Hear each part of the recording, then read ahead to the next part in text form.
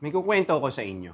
So meron akong pasyente na para lang makain niya yung nilagang baboy, the only thing na gagawin niya is i-blend niya. Kasama na niya yung nilagang baboy, yung rice, yung patis, yung konting sili, para makakain lang siya ng maayos ng nilagang baboy. Pero ano bang pwedeng gawin pag wala ka ng ipin? Meron kang tatlong choice pag wala ka ng ipin. Pwedeng complete dentures, up and down. Pwedeng complete dentures na may dalawang implant. At pwedeng fixed bridge na may 4 na implant na walang ngala-ngala. So yun yung tatlo na pwede natin gawin. Lahat sila magaganda, lahat sila makakakain, at lahat sila komportable. Pero, mas masarap kumain kapag semi naka-fix ng konti yung pustiso, like this one. Ito may dalawang implant.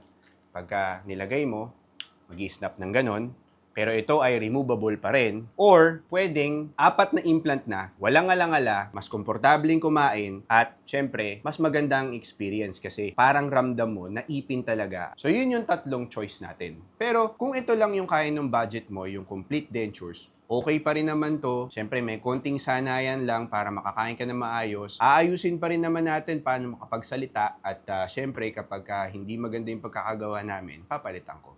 So para sa mga pasyente na gusto kong makausap, meron tayong tatlong choice uli para makausap ako or para makapag-consultation tayo. Ang pinakabago namin ngayon ay AI consultation.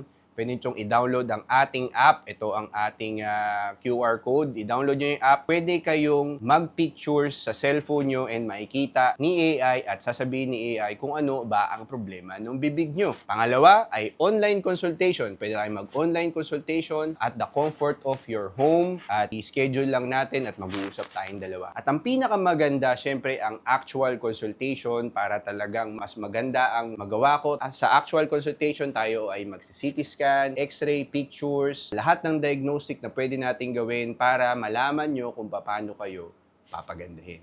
So thank you guys for watching my videos, guys. Ako nga po pala si Doc Sly Bukad, and goodbye.